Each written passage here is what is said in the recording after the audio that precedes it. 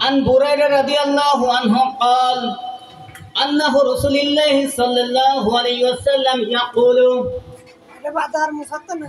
إن العهد الذي بيننا وبينهم الصلاة فمن ترك الصلاة فقد كفر سنن الكبرى للنسائي আলহামদুলিল্লাহ সমস্ত প্রশংসা একমাত্র মহান রব্বুল আলামিনের জন্য, যেই মহান রব্বুল আলামিন আসমান এবং জমিন ও এতদু ভয়ের মধ্যবর্তী স্থানে যা কিছু রয়েছে তার একচ্ছত্র অধিপতি। শুকরিয়া সেই মহান সুবহানাহু ওয়া তাআলার, যে আল্লাহ সুবহানাহু ওয়া তাআলা বাংলাদেশ আহলে হাদিস যুব সংঘের উদ্যোগে এক যুব সমাবেশে আসার মতো তৌফিক দান করলেন। এই জন্য অন্তরের অন্তরস্থল থেকে শুকরিয়া আদায় করি, সকলে বলি আলহামদুলিল্লাহ। অতঃপর সালাত ও সালাম বর্ষিত হোক সর্বকালের সর্বশ্রেষ্ঠ মহামানব, যাকে অনুসরণ না করলে জান্নাতে যাওয়া সম্ভব নয়, যে মহান রব্বুল আলামিন যার ব্যাপারে বলেছেন ইন্নাকা আলা খুলুকিন আযীম, যার ইত্তেবা করা, অনুসরণ করা প্রত্যেকটি মুসলিম উম্মার জন্য অত্যাবশ্যকীয়, সেই রাসূল আরবি সাল্লাল্লাহু আলাইহি ওয়াসাল্লামের উপর আল্লাহুম্মা সাল্লি আলাইহি আল্লাহুম্মা বারিক আলাইহি। সম্মানিত উপস্থিতি, আমার আলোচনার বিষয় সালাতের গুরুত্ব। মহান রব্বুল আলামিন যেন আমাকে পবিত্র কুরআনুল কারীম এবং সহিহ হাদিসের আলোকে কিছু কথা বলার মতো এবং আপনাদেরকে ধৈর্য সহকারে শোনার মতো তৌফিক দান করেন। ওমা তৌফিকি আনিল হামদুলিল্লাহি রাব্বিল আলামিন। আল্লাহ সুবহানাহু ওয়া তাআলা আমাদেরকে সৃষ্টি করেছেন তার ইবাদত করার জন্য। কি করার জন্য ভাই? ইবাদত করার জন্য। আল্লাহ সুবহানাহু ওয়া তাআলা বলেন সূরা আয-যারিয়াত সূরা নম্বর 51 আয়াত 56 27 নম্বর পারা, ওয়া মা খালাকতুল জিন্না ওয়াল ইনসা ইল্লা লিয়াবুদুন। আমি জিন জাতি এবং মানব সম্প্রদায়কে এই জন্য সৃষ্টি করেছি যে তারা শুধুমাত্র আমার ইবাদত করবে। তো আল্লাহ সুবহানাহু ওয়া তাআলা আমাদেরকে সৃষ্টি করেছেন তার ইবাদত করার জন্য।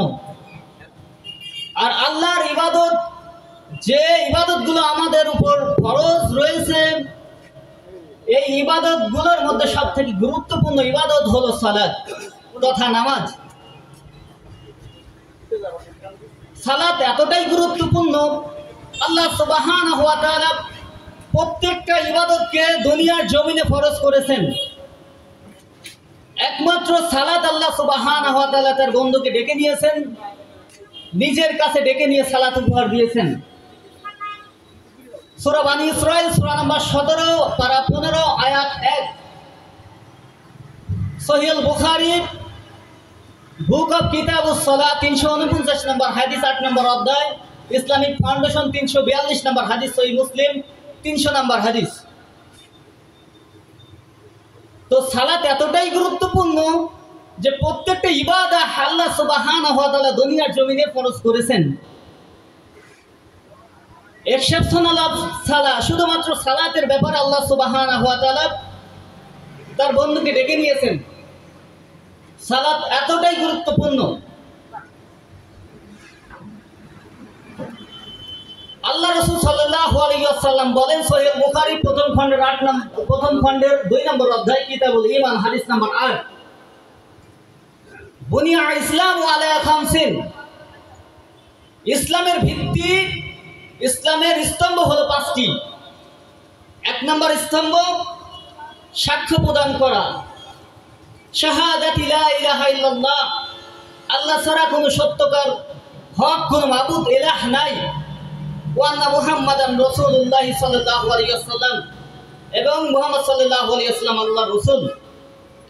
ওয়া ইকামিস সালাত, সালাত কায়েম করা, ওয়া ইতাইজ যাকাত, যাকাত প্রদান করা, ওয়াল হজ, সামর্থ্য থাকলে হজ করা, ওয়াসাউম রমাদান, রমাদান মাসে সাওম পালন করা। ইসলামের 5টা ভিত্তি স্তম্ভের মধ্যে দ্বিতীয় রুকন হলো সালাত আদায় করা।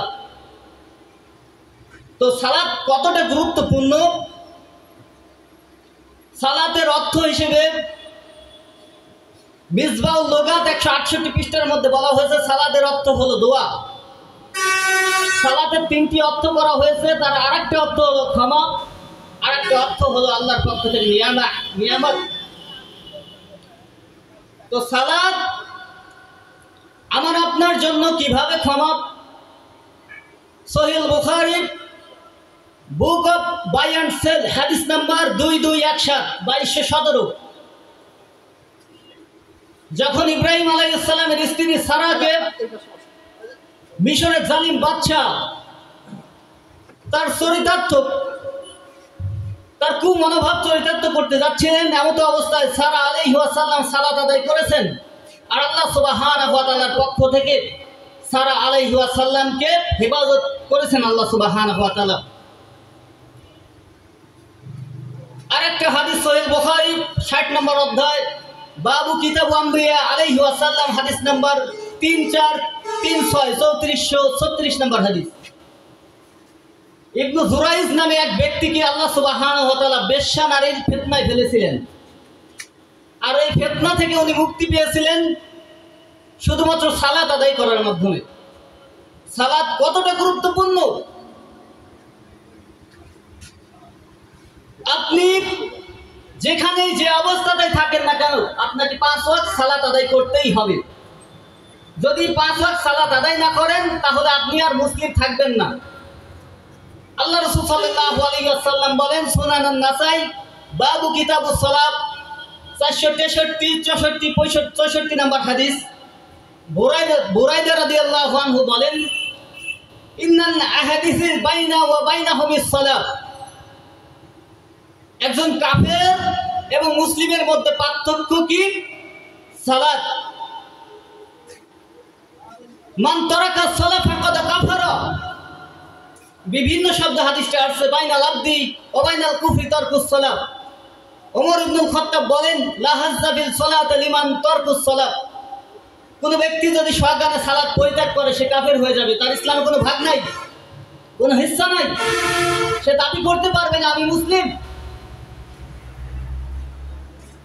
তো সালাত যে কোনো অবস্থাতেই আপনাকে আদায় করতেই হবে। আপনি কোনো অবস্থাতেই সালাত পরিত্যাগ করতে পারবেন না, পরিত্যাগ করলেই আপনি কাফের হয়ে যাবেন। আর সালাত আদায় করলে আপনার জন্য কি কি পুরস্কার আছে? আল্লাহ রাসূল সাল্লাল্লাহু আলাইহি ওয়াসাল্লাম বলেন, আরাআইতুম লাউ আন্না নাহারান বিবাবি আহাদিকুম। তোমাদের বাড়ির পাশে যদি, কারো বাড়ির পাশে যদি একটা পুকুর থাকে,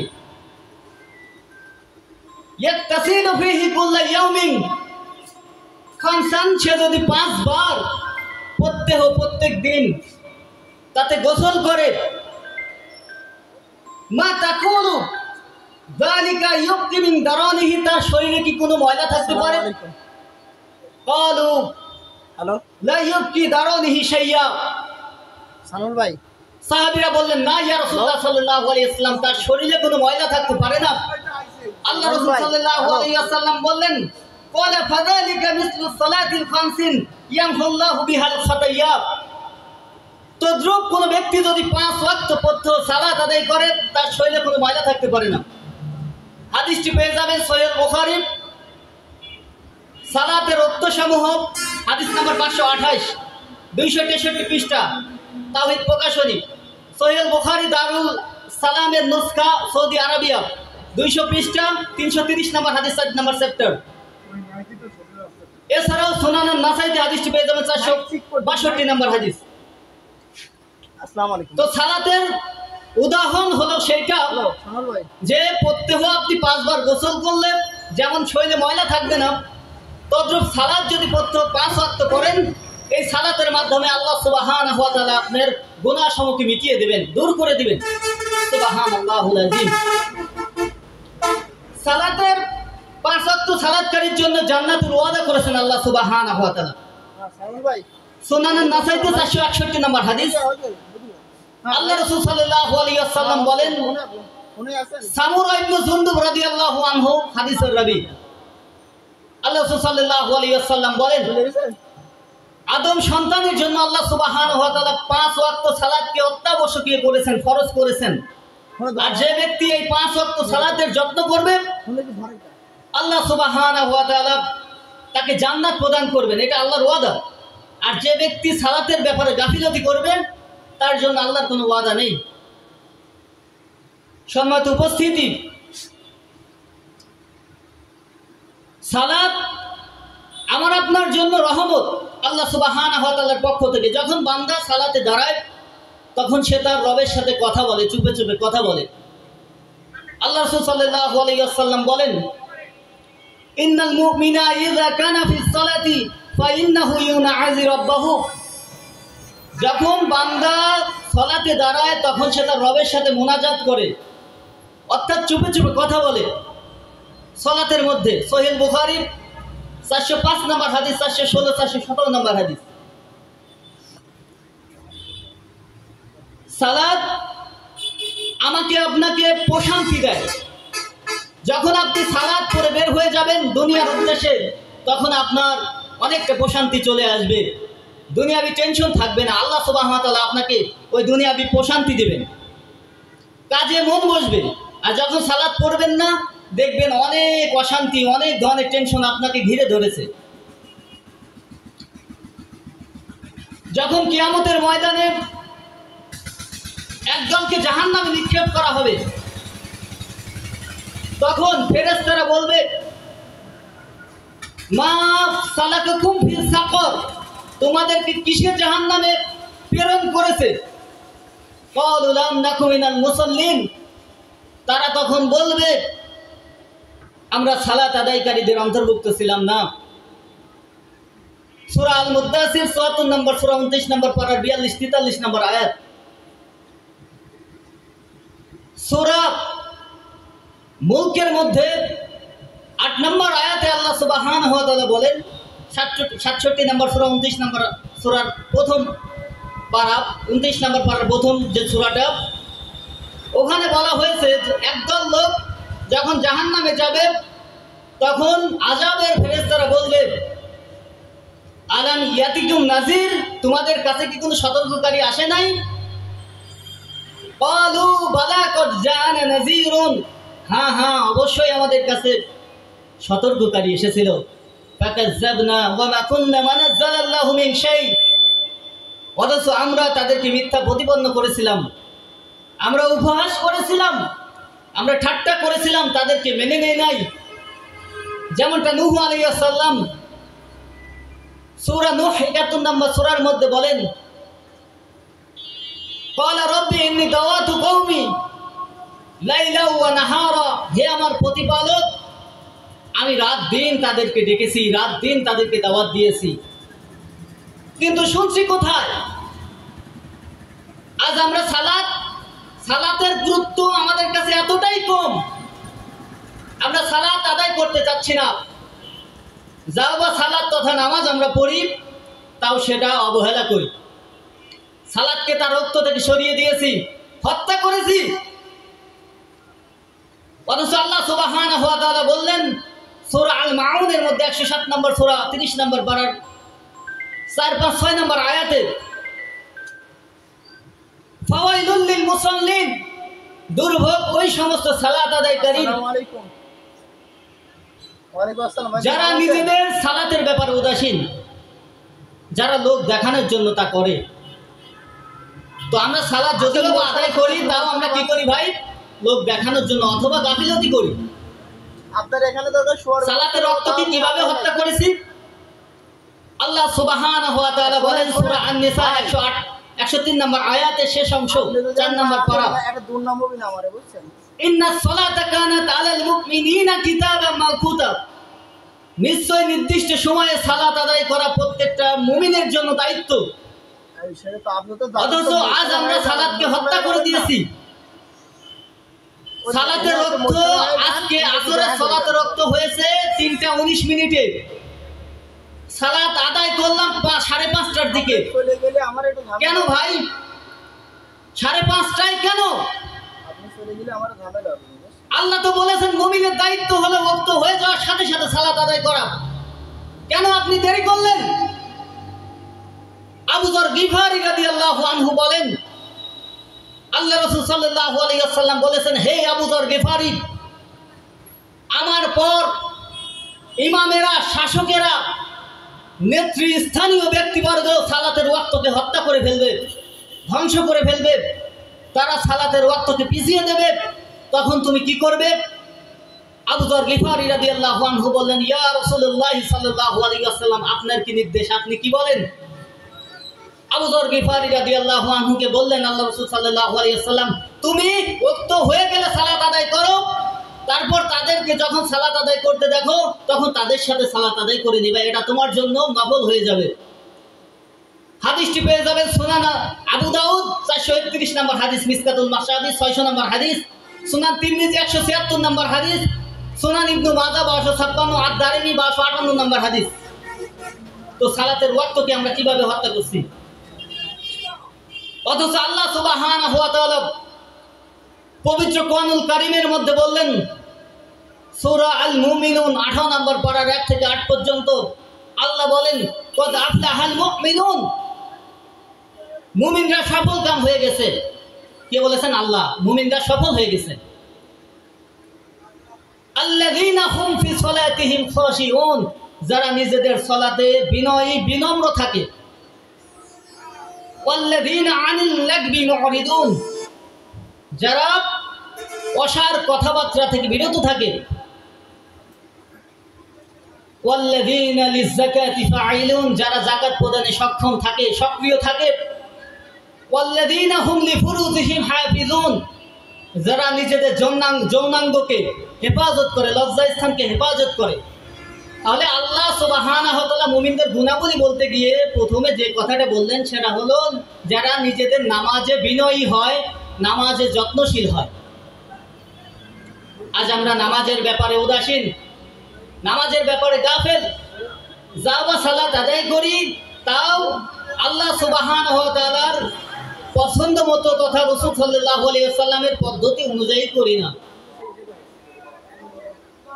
অথচ আল্লাহ রাসূল সাল্লাল্লাহু আলাইহি ওয়াসাল্লাম বলেন, সহিহুল বুখারী বাবুল আদান 10 নম্বর অধ্যায় হাদিস নাম্বার 631, 88 89 নম্বর পৃষ্ঠা, ওয়াইল ইবনে হুজুর রাদিয়াল্লাহু আনহু বলেন, সাল্লু কামা রাআইতুমুনি উসাল্লি, সালাত ওইভাবে আদায় করো যেভাবে আমাকে পড়তে দেখো, আমাকে আদায় করতে দেখো।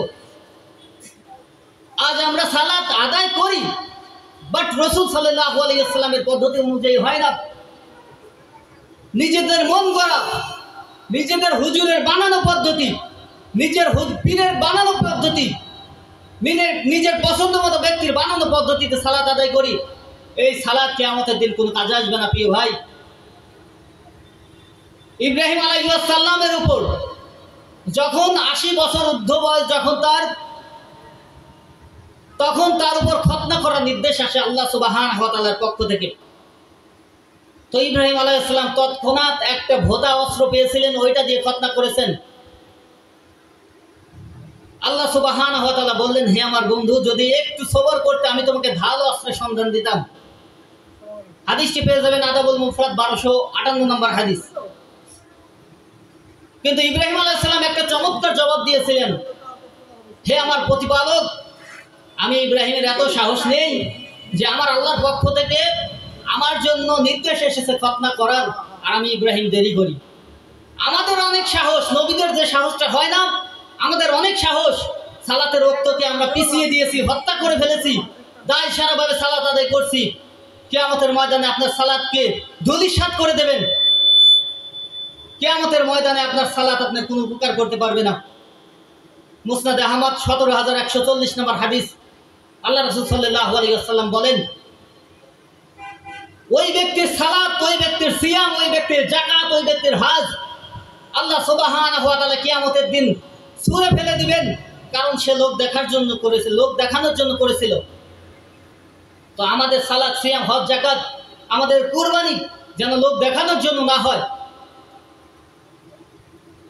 রাসূল সাল্লাল্লাহু আলাইহি ওয়াসাল্লাম বলেন, সহিহ বুখারী 757 নম্বর হাদিস।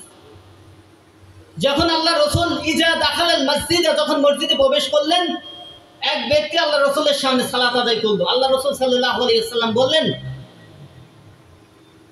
আরজি ফাসাল্লাহ, তুমি সালাত আদায় করো।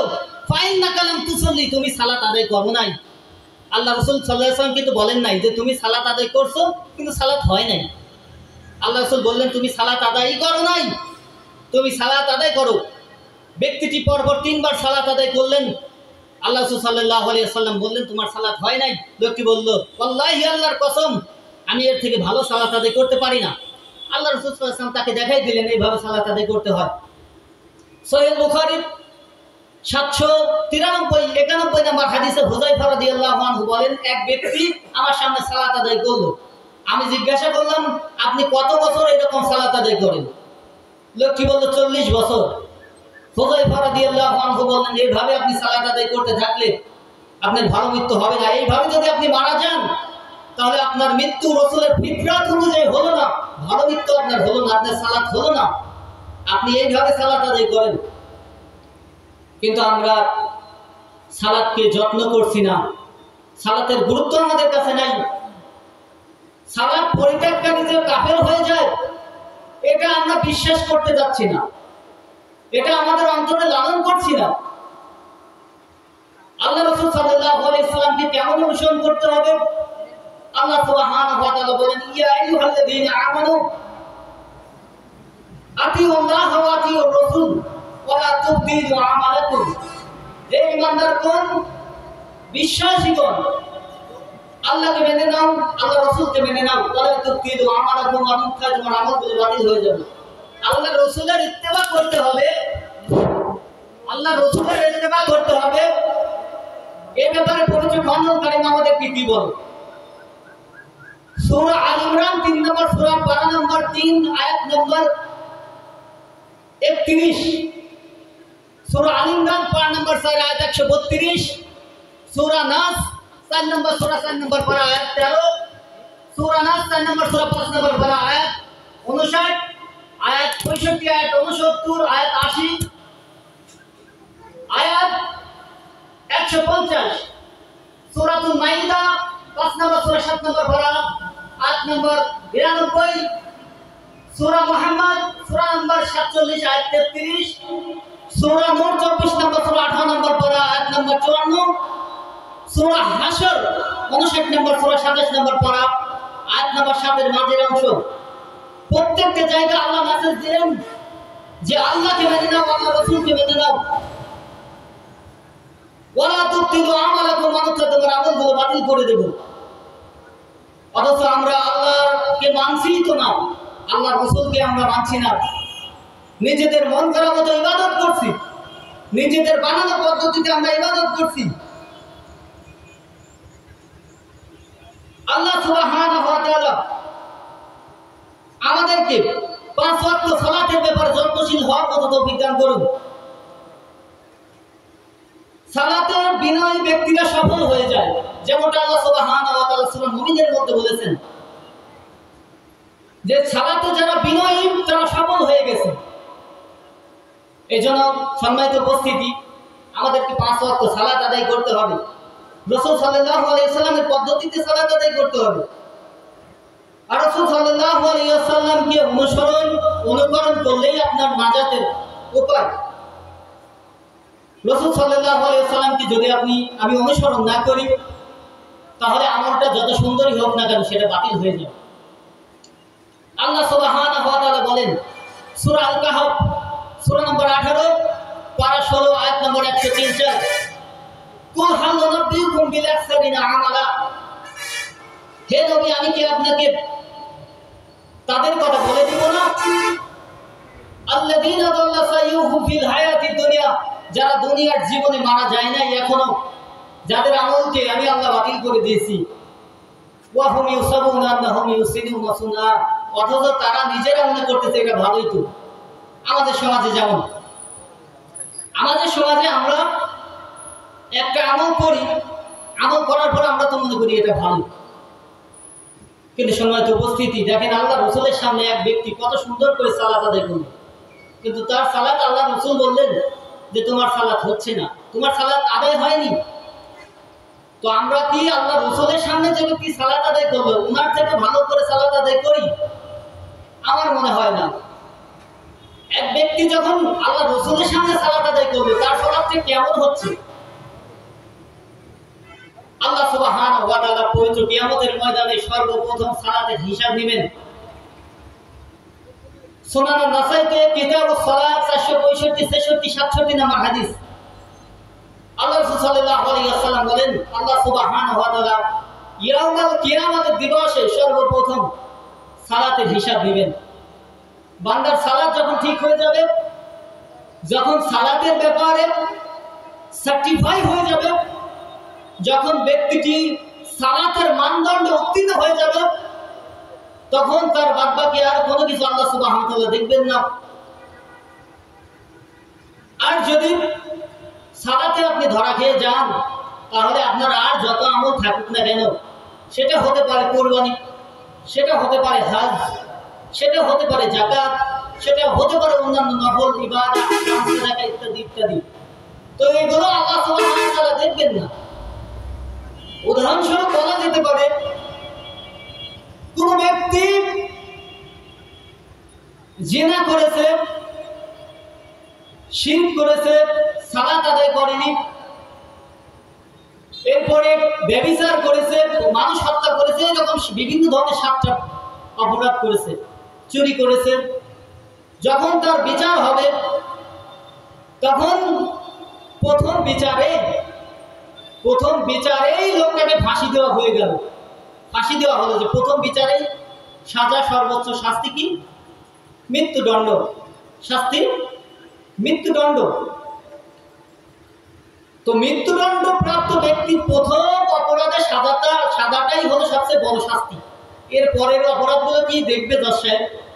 দরকার নেই, বলাই বাহুল্য, কারণ সব থেকে সর্বোচ্চ শাস্তিটা মৃত্যুদণ্ড হয়ে গেছে, আর বাদ বাকি গুলোর দরকার নেই। তেমন তদ্রূপ কিয়ামতের ময়দানে আল্লাহ সুবহানাহু ওয়া তাআলা যখন প্রথম সালাতের হিসাব নেবেন, এই সালাতের হিসাবে আমি আপনি যদি ধরা দিয়ে যাই, বাদ বাকি হিসাবগুলো আর নেওয়ার প্রয়োজন পড়বে না।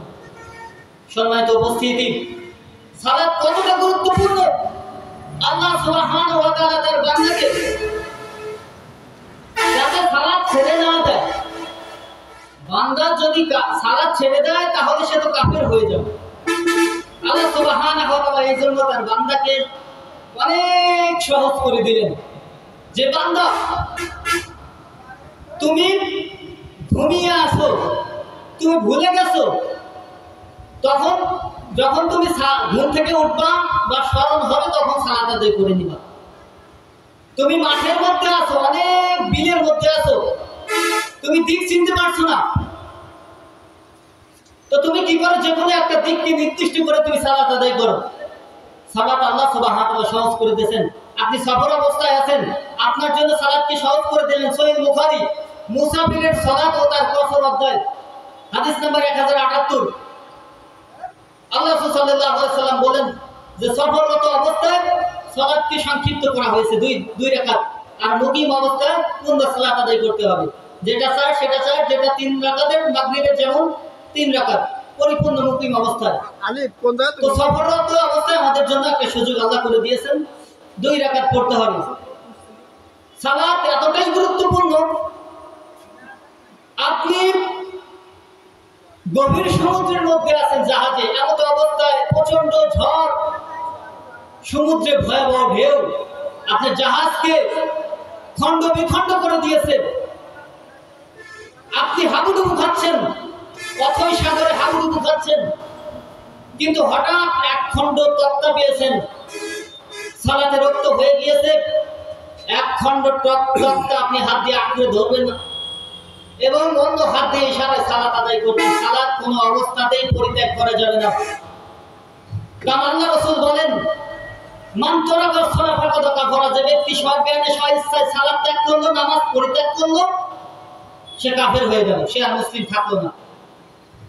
তো আমাদের সমাজে কুরবানি করছে বর্তমান সময়ে, এই যে জিলহজ্জার মাস, পবিত্র মাস, হারাম মাসে উপস্থিত হয়েছে আমরা, তো এই মাসে আমরা কুরবানি করব আল্লাহ সন্তুষ্টির জন্য, কিন্তু আল্লাহর সবচেয়ে বড় সন্তুষ্টি, আল্লাহর সবচেয়ে বড় হক বান্দার উপর ছিল সালাত। 5 ওয়াক্ত সালাত আদায় করবে বান্দা, কোনো অবস্থাতেই সালাত ছেড়ে দিবে না। অথচ আমরা সালাত আদায় করছি না, গরু দিয়ে কুরবানি, খাসি দিয়ে কুরবানি, উট দিয়ে কুরবানি করার জন্য ব্যস্ত। আপনি কি ভেবে দেখেছেন আপনি তো কাফের অবস্থায় আছেন? আপনার কুরবানি কি কবুল হবে? আদৌ গ্রহণযোগ্য হবে? কারণ আল্লাহ সুবহানাহু ওয়া তাআলা বলেন সূরা হজ 22 নম্বর সূরা পারা নম্বর 17 আয়াত 37, লা ইয়ানালুল্লাহু লুহুমুহা ওয়া দিমাউহা ওয়ালাকিন ইয়ানালুহুত তাকওয়া মিনকুম। তোমাদের জবাইকৃত পশুর রক্ত মাংস আমার কাছে পৌঁছায় না। পৌঁছায় কি তাহলে? তোমাদের তাকওয়া। তোমরা যে আল্লাহর ভয়ে কুরবানি করছো এটাই আমার কাছে পৌঁছায়। তোমাদের জবাইকৃত পশুর গোশত তোমরাই খাও, নিজে খাও, আত্মীয় স্বজনকে খাওয়াও এবং ইয়েতিম মিসকিনকে খাও, অসহায়দেরকে দান করো। তোমাদের গোশত তোমাদের কাছেই রাখো, তোমরা খাও। বাট তোমাদের যেটা আমার কাছে পৌঁছাবে সেটা হলো তোমাদের তাকওয়া, তোমরা আল্লাহর ভয়ে কুরবানি করছো এই বিষয়টা। তো সময়ত উপস্থিতি, আল্লাহর ভয়ে আমরা সালাত আদায় করব, সালাতের মধ্যে বিনয়ী হব, সালাতকে যত্ন করতে শিখব, সালাতের অর্থকে হত্যা করব না, সালাতকে তার নির্দিষ্ট সময়ে আমরা আদায় করার চেষ্টা করব। তারপরেও যদি আমরা কাজে কামে ব্যস্ত হয়ে যাই, কোনো একটা সময় সালাত আদায় করতে দেরি হয়ে যায়, সেটা আলাদা ব্যাপার। তারপরেও এইটাও অজুহাত দেওয়া যাবে না যে কাজের জন্য আমি সালাতকে দেরি করেছি, এই অজুহাত দেওয়া যাবে না। কারণ আপনার সর্বোচ্চ প্রায়োরিটি দিতে হবে, সর্বোচ্চ মনোযোগ দিতে হবে সালাতের ব্যাপারে। আপনি সালাত আদায় করবেন, এরপরে আপনি অন্যান্য কাজ করবেন। আল্লাহ সুবহানাহু ওয়া তাআলা বলেন, ইয়া আইয়ুহাল্লাযীনা আমানু আকিমিস সালাহ ওয়া আতাউয যাকাহ। হে বিশ্বাসীগণ, তোমরা সালাত কায়েম করো এবং যাকাত দাও। পবিত্র কোরআনুল কারীমে প্রায় 82 জায়গায় আল্লাহ সুবহানাহু ওয়া তাআলা সালাতের কথা বলেছেন। আর সালাত আদায় করলে আল্লাহ সুবহানাহু ওয়া তাআলা আমাদেরকে ঘোষণা দিয়ে দিয়েছেন কি, তাজরিমিন তাহতিহাল আনহার খালিদিনা ফিহা যালিকাল ফাওজুল আযীম। এমন জান্নাত আমাদেরকে আল্লাহ সুবহানাহু ওয়া তাআলা দান করবেন যার তলদেশ দিয়ে নহর প্রবাহিত, মধুর নহর, জান্নাতি দুধের নহর, জান্নাতি মদের নহর আমাদের জন্য আল্লাহ ব্যবস্থা করবেন। যালিকাল ফাওজুল আযীম। আর এটা হবে বিরাট সাফল্য। শুধুমাত্র আল্লাহর রাসূলের পদ্ধতি অনুযায়ী আপনার জীবনকে বাস্তবায়ন করার মাধ্যমেই এটা সম্ভব। আল্লাহ সুবহানাহু ওয়া তাআলা পবিত্র কোরআনুল কারীমের 5 নম্বর পারায় 59 নম্বর আয়াত সূরা আন-নিসা আল্লাহ বললেন, ইয়া আইয়ুহাল্লাযীনা আমানু আতিউল্লাহ ওয়া আতিউর রাসূল ওয়া উলিল আমরি মিনকুম। তোমরা আল্লাহকে মেনে নাও, আল্লাহর রাসূলকে মেনে নাও, এখানে কোনো আপত্তি চলবে না। এরপরে আল্লাহ বললেন ওয়া উলিল আমরি মিনকুম, এবং তোমাদের মধ্যে নেতৃস্থানীয় ব্যক্তি, টু মাস ইন্টেলিজেন্ট, যারা কিতাবের জ্ঞান রাখে, যারা কুরআন হাদিসের ব্যাপারে গবেষণা করে, তোমরা তাদের কাছ থেকে জেনে নাও। আল্লাহ সুবহানাহু ওয়া তাআলার নির্দেশনা। সর্বপ্রথম আল্লাহ বলেন, ইকরা বিসমি রাব্বিকাল্লাযী খালাক, পড়ো তোমার প্রভুর নামে, পড়াশোনা করো। সূরা আল-আম্বিয়ার মধ্যে আল্লাহ সুবহানাহু ওয়া তাআলা বলেন 21 নম্বর সূরা 17 নম্বর পারা আয়াত নম্বর 7, সূরা নাহল 16 নম্বর সূরা 14 নম্বর পারা আয়াত 43 এর শেষ অংশ আল্লাহ বলেন, ফাসআলু আহলাল যিকরি ইন কুনতুম লা তা'লামুন। ওহে তোমরা যারা জানো না তারা জানে, তাদেরকে জিজ্ঞাসা করে করে জেনে নাও। তো আপনাকে জানতে হবে, আপনাকে জানতে হবে, ওলিল আমরের কাছে যেতে হবে। কিন্তু তার মানে এই নয় যে আপনি কোরআন সুন্নাহর বিরোধী যে কথা বলে তার শরণাপন্ন হলেন, সে যা বলে সেটাই মেনে নিলেন, সেটা করা যাবে না। আমরা আহলুল হাদিসদের আমাদের দুইটা মূলনীতি, আমাদের জীবনে আমরা দুইটা নীতিকে ফলো করি। এক নম্বর, আতিউল্লাহ ও আতিউর রাসূল। পাকিস্তানের একজন বিখ্যাত দাঈ ইলাল্লাহ বলেছিলেন, আল্লামা ইফতিসাম ইলাইহি জহির হাফিজাহুল্লাহ, উনি বললেন আহলুল হাদিসকে দু রাসূল আতিউল্লাহ ওয়া আতিউর রাসূল। আহলুল হাদিসের দুইটা মূলনীতি, এক হলো আল্লাহকে মেনে নেব, আর এক হলো আমরা রাসূলকে মেনে নেব। এতে আর কোনো আপত্তি চলবে না।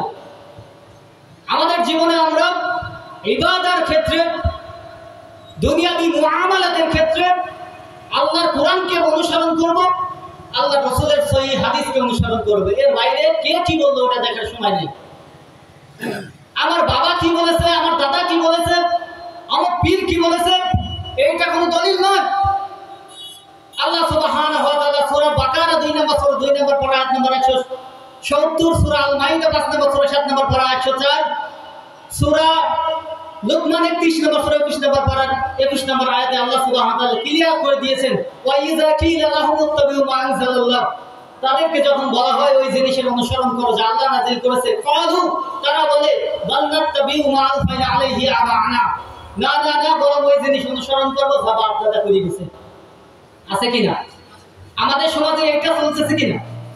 আওয়ালাউ কানা আবাহুম লা ইয়াকিলুনা শাইয়্যান ওয়া লা ইয়াহতাদুন, যদিও তাদের বাপ দাদারা ছিল মূর্খ, তাদের বাপ দাদারা ছিল জাহেল, আন্দাজ অনুমানের উপর চলতো, তো বলছি বাপ দাদাদের দোহাই দিবে?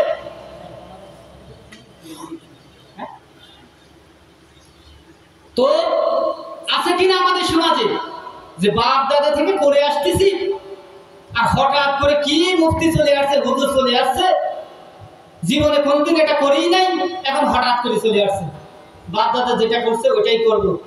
আপনি নিশ্চিত থাকেন, আল্লাহি আল্লাহর কসম, আল্লাহি আল্লাহর কসম, আল্লাহি আল্লাহর কসম, আপনার জন্য জাহান্নামের কঠিন শাস্তি অবধারিত। ইবাদতের ক্ষেত্রে আপনাকে বলতে হবে ভাইজান, আল্লাহর কোরআনে আছে কিনা, আল্লাহর রাসূলের সুন্নাহে আছে কিনা, যদি থাকে সামিআনা ওয়া আতা'না, আমি শুনলাম কি মেনে নিলাম। সূরা বাকারা 3 নম্বর পারা 285 নম্বর আয়াতের মাঝের অংশ। একজন মুসলিমের দায়িত্ব হবে কোরআন এবং সুন্নাহ থেকে যেটা আমরা শুনবো সেটা যদি প্রমাণিত হয়ে যায় আল্লাহর পক্ষ থেকে, আল্লাহর রাসূলের পক্ষ থেকে, আমি শুনবো কি মেনে নেব, এটাই হবে দায়িত্ব। এখন আমাদের সমাজে আরেকটা কথা আছে কিনা, যে হুজুররা করতেছে, অমুক হুজুর করে, তমুক হুজুর করতেছে, বড় বড় হুজুররা করে, আটরশির হুজুর করে, পাকশির চরমনার হুজুররা করতেছে, এইরকম দোহাই আমরা দেই কিনা ভাই? আল্লাহ বললেন সূরা বাকারা 75 নম্বর আয়াত,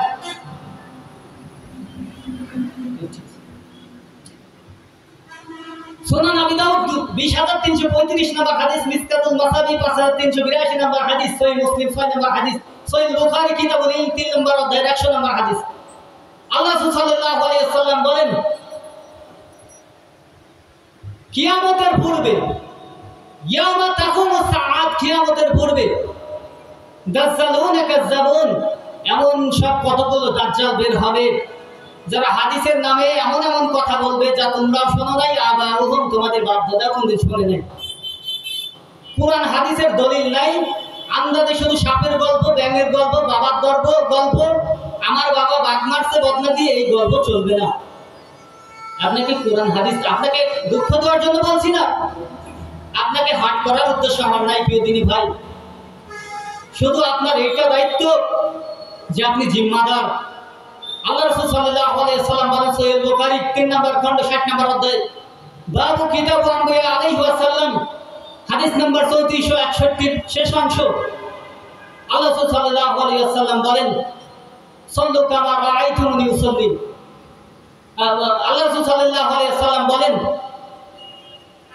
বাল্লিগু আন্নি ওয়ালাউ আয়া, একটা আয়াত যদি তোমরা জানো আমার পক্ষ থেকে, সেটা অপর মুসলিম ভাইকে জানিয়ে দাও। তো আমাদের দায়িত্ব হবে একটা আয়াত যদি আমরা জানি, সেটা যদি সঠিক হয় অপর এক মুসলিম ভাইকে জানিয়ে দেব। কারণ কি?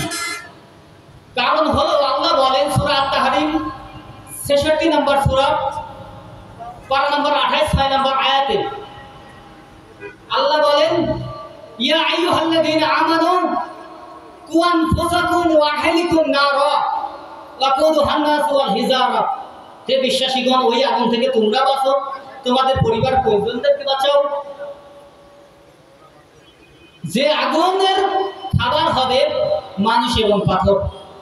আলাইহা মালাইকাতুন গিলাদুন শিদাদুন লা ইয়াসুনাল্লাহা মা আমারহুম ওয়া ইয়াফআলুনা মা ইউমারুন।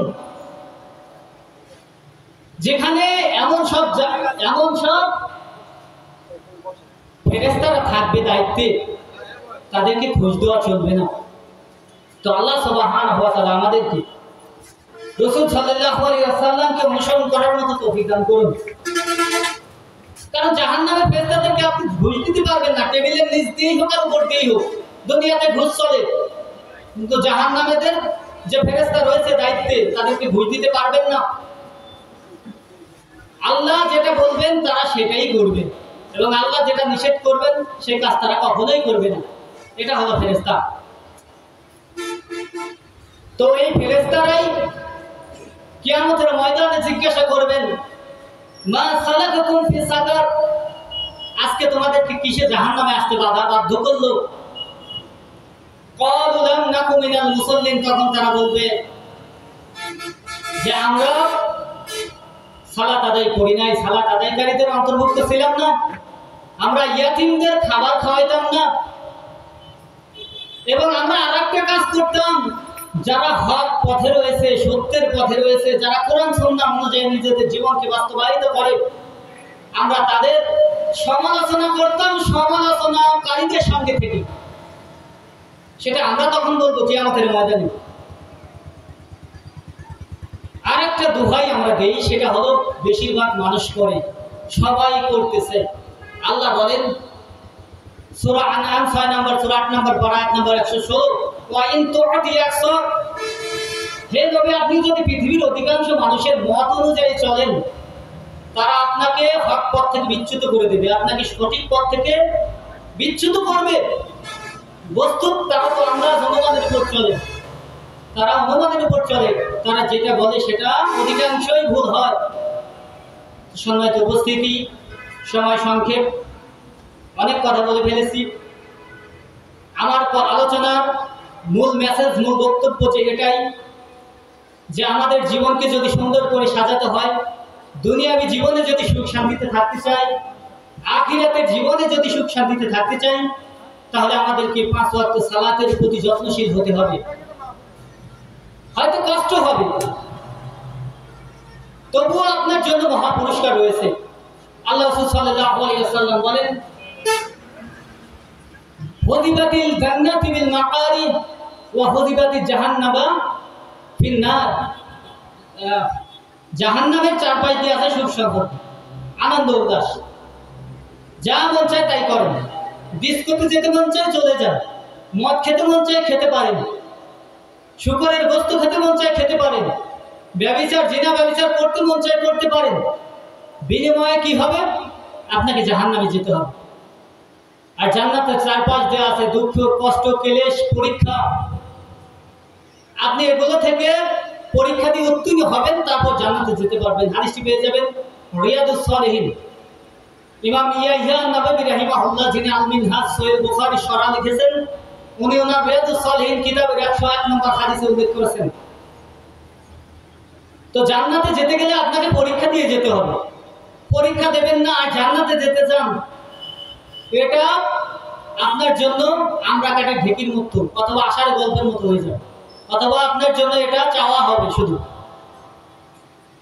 কারণ আল্লাহ বলেন সূরাতুল বাকারা 2 নম্বর সূরা 2 নম্বর পারা আয়াত নম্বর 154, ওয়ালা নাবলুওয়ান্নাকুম বিশাইইন মিনাল খাউফি ওয়াল জু', আমি তোমাদেরকে পরীক্ষা করব তোমাদের সম্পদ দিয়ে, ভয় দিয়ে, ক্ষুধা দিয়ে, সন্তান আদির ক্ষতি করে তোমাদের পরীক্ষা করব। কিন্তু তোমরা কি হও না? ধৈর্য হারা হও না, ধৈর্য ধারণ করো। তো আল্লাহ আমাদেরকে পরীক্ষা নেবেন। সূরা মুলক 67 নম্বর সূরা 29 নম্বর পারার প্রথম সূরা আয়াত নম্বর 1, আয়াত নম্বর 2, তাবারাকাল্লাযী বিয়াদিহিল মুলক ওয়া হুয়া আলা কুল্লি শাইইন কাদির আল্লাযী খালাকাল মাউতা ওয়াল হায়াতা লিয়াবলুয়াকুম আইয়ুকুম আহসানু আমালা। আল্লাহ বলেন, আমি জীবন মৃত্যু এই জন্য সৃষ্টি করেছি, পরীক্ষা নিব যে আমলের দিক থেকে কে বেশি উত্তম। তো আল্লাহ পরীক্ষা আমাদেরকে নেবেন। এই পরীক্ষায় উত্তীর্ণ হতে হবে, আমাদেরকে জান্নাতে যেতে হবে। সম্মানিত উপস্থিতি, আমার আপনার মতের মধ্যে পার্থক্য থাকতে পারে, এটা স্বাভাবিক, হতেই পারে। তবে তার মানে এই না আমরা মারামারি করব, এটা করা যাবে না। আল্লাহ রাসূল সাল্লাল্লাহু আলাইহি ওয়াসাল্লাম বলেন সহিহ বুখারী বাবু কিতাবুল ঈমান হাদিস নম্বর 11, আল্লাহ রাসূল বলেন একজন মুসলিম অপর একটা মুসলিমের উপর দায়িত্ব হয়ে যায়, সে প্রকৃত মুসলিম হবে তখনই যখন তার জিহ্বা, তার কথার ধারায় অপর একটি মুসলিম নিরাপদ। তো আমাদের কথার দ্বারা, আমাদের আচার আচরণের দ্বারা অপর মুসলিম ভাই যেন কষ্ট না পায়, এবং আমরা যেন 5 ওয়াক্ত সালাতের প্রতি যত্নশীল হই, আল্লাহ সুবহানাহু ওয়া তাআলার হুকুম আহকামগুলো মানতে পারি। অবশ্যই সেটা রাসূল সাল্লাল্লাহু আলাইহি ওয়াসাল্লামের দেখানো পদ্ধতি অনুযায়ী, কারণ আল্লাহ রাসূল সাল্লাল্লাহু আলাইহি ওয়াসাল্লাম হলেন আমাদের জন্য আদর্শ, আমাদের জন্য মডেল। সূরা আহজাব 33 নম্বর, সূরা 21 নম্বর পারা 21 নম্বর আয়াতে আল্লাহ বলেন লাকাদ কানা ফি রাসূলিল্লাহি উসওয়াতুন হাসানা, নিশ্চয়ই রাসূলের মধ্যে রয়েছে তোমাদের জন্য উত্তম আদর্শ। সুতরাং রাসূল সাল্লাল্লাহু আলাইহি ওয়াসাল্লামকে অনুসরণ করতে হবে, আর অনুসরণ করতে হলে আমাদেরকে রাসূলের পদ্ধতি অনুযায়ী আগাইতে হবে। আল্লাহ সুবহানাহু ওয়া তাআলা আমাদেরকে কবুল করুন, 5 ওয়াক্ত সালাত আদায় করার মতো তৌফিক দান করুন। আর যে উদ্দেশ্যে এই যুব সমাবেশের আয়োজন করা হয়েছে, আল্লাহ সুবহানাহু ওয়া তাআলা যেন শেষ পর্যন্ত কামিয়াবি রাখেন, এবং যে ভাইয়েরা সহযোগিতা করেছেন শ্রম দিয়ে, অর্থ দিয়ে, তাদেরকে শেফায়ে আজেলা দান করুন, তাদের জীবনকে সুন্দর করে দিন, ভবিষ্যতে যেন ভালো ভালো প্রোগ্রাম করতে পারে, যেন কোরআন এবং সহিহ হাদিসের আলোচনা চলতে পারে, মানুষ যেন কোরআন এবং হাদিসের কথাগুলো শুনে উপকৃত হতে পারে, এই তৌফিক দান করুন। আমার আলোচনার মধ্যে যদি কোনো ভুল ত্রুটি এসে যায়, সেটা নিতান্তই আমার পক্ষ থেকে এবং শয়তানের পক্ষ থেকে। আল্লাহ এবং আল্লাহ রাসূল সাল্লাল্লাহু আলাইহি ওয়াসাল্লাম এর থেকে সম্পূর্ণ মুক্ত। আমি আমার সংক্ষিপ্ত বক্তব্য এখানে শেষ করছি। সুবহানাকা আল্লাহুম্মা ওয়া বিহামদিকা আশহাদু আল লা ইলাহা ইল্লা আনতা আস্তাগফিরুকা ওয়া আতুবু ইলাইক। আসসালামু আলাইকুম ওয়া রাহমাতুল্লাহি ওয়া বারাকাতুহু। আলহামদুলিল্লাহ, মনির বিন নিজাম ভাইকে, যিনি সালাতের গুরুত্ব সম্পর্কে গুরুত্বপূর্ণ তথ্যবহুল আলোচনা আমাদেরকে শোনালেন। মহান আল্লাহ তাআলার কাছে আমাদের শুকরিয়া আদায় করার, যে আলোচনা করলেন এই আলোচনার উপর যেন আমরা আমল করতে পারি, সকলে আমিন। সম্মানিত উপস্থিতি, অনুষ্ঠানের এই পর্যায়ে আপনাদের সামনে সংক্ষিপ্ত বক্তব্য পেশ করবেন জনাব মোহাম্মদ শাহজাহান মিয়া, বালিয়াকান্দি, রাজবাড়ী। আমি ভাই শাহজাহানকে তার মূল্যবান বক্তব্য পেশ করার জন্য অনুরোধ জানাচ্ছি।